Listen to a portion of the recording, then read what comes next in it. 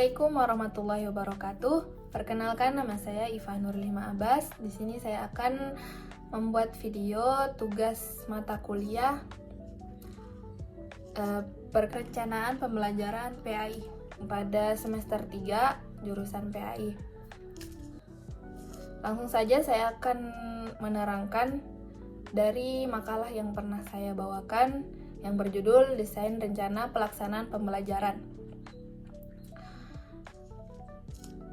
Baik, masuk ke pembelajaran.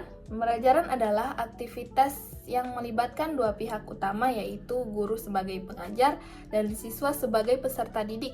Namun, agar proses pembelajaran berjalan lancar, guru membutuhkan panduan yang disebut dengan Rencana Pelaksanaan Pembelajaran atau yang disebut dengan RPP. RPP adalah dokumen yang digunakan sebagai pedoman dalam proses belajar mengajar di kelas. Tanpa adanya perencanaan yang matang, pembelajaran dapat berjalan tidak terarah dan berisiko gagal untuk mencapai tujuan yang diharapkan.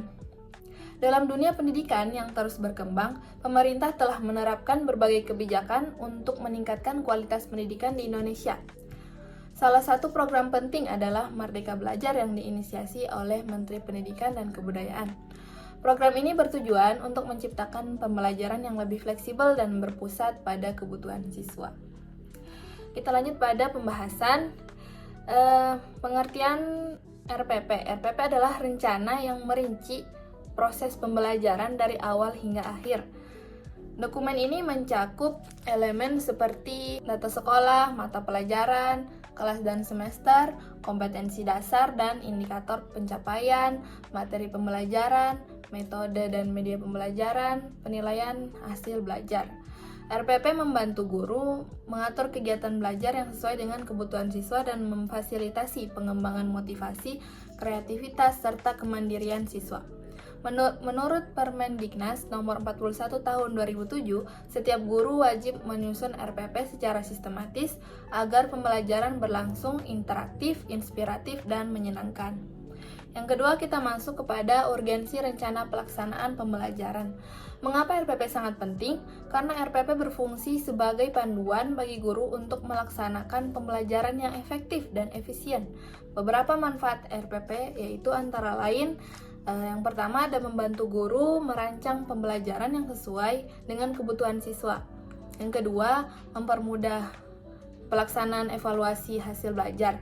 Yang ketiga, meningkatkan kemampuan guru dalam mengajar serta secara sistematis. Yang keempat, meningkatkan rasa percaya diri guru saat mengajar karena sudah memiliki panduan yang jelas. Tanpa RPP, proses pembuatan pembelajaran bisa saja berjalan tidak terarah, sehingga sulit untuk mencapai tujuan yang diinginkan. Masuk kepada yang ketiga, ada komponen-komponen RPP. Jadi RPP terdiri dari beberapa komponen, yaitu diantara lain yang pertama, identitas mata pelajaran, yang berisi nama sekolah, kelas, semester, dan mata pelajaran yang akan diajarkan. Yang kedua, standar kompetensi, yaitu menentukan kemampuan minimal yang harus dicapai oleh siswa. Yang ketiga, ada kompetensi dasar, merupakan kemampuan spesifik yang harus dikuasai siswa dalam satu pelajaran. Yang keempat, ada indikator pencapaian kompetensi, merupakan tolak ukur keberhasilan siswa dalam mencapai kompetensi dasar. Yang kelima, ada tujuan pembelajaran, yaitu hasil belajar yang ingin dicapai siswa setelah mengikuti proses pembelajaran.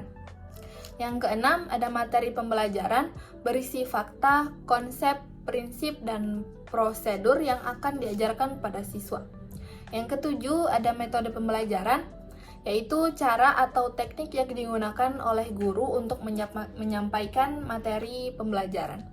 Yang kedelapan, ada kegiatan pembelajaran, yaitu dibagi menjadi 3. Yaitu yang pertama, pendahuluan, kegiatan awal untuk membangkitkan motivasi dan minat siswa.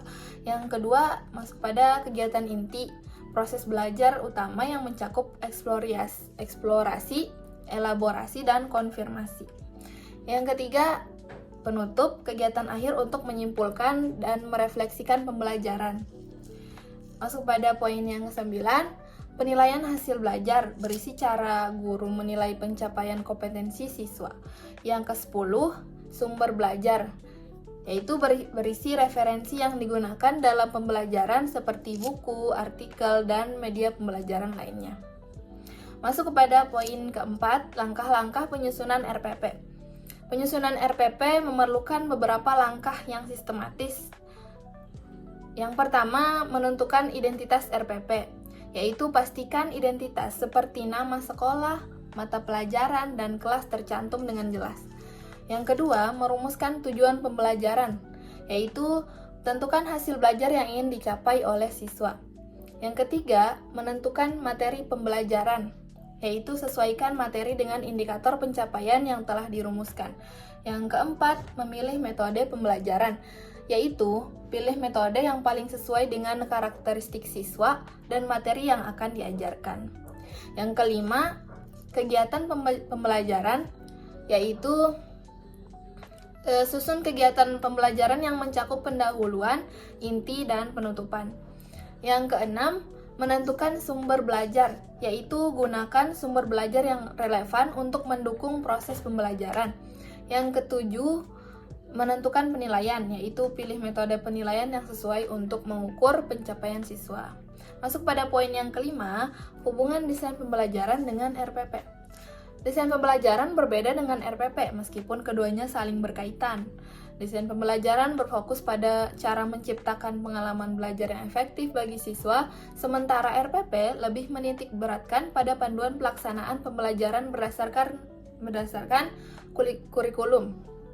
Keduanya penting untuk memastikan proses belajar mengajar berjalan dengan baik dan mencapai tujuan yang diharapkan. Jadi kesimpulannya, RPP adalah alat penting bagi guru dalam merancang dan melaksanakan proses pembelajaran yang efektif dan melaksanakan proses pembelajaran yang menyenangkan dan lebih teratur untuk murid-murid. Dengan menyusun RPP yang baik, guru dapat menciptakan lingkungan belajar yang interaktif dan menyenangkan dan berpusat pada kebutuhan siswa. Sekian video penjelasan makalah dari saya. Mohon maaf bila ada kekurangan. Wassalamualaikum warahmatullahi wabarakatuh.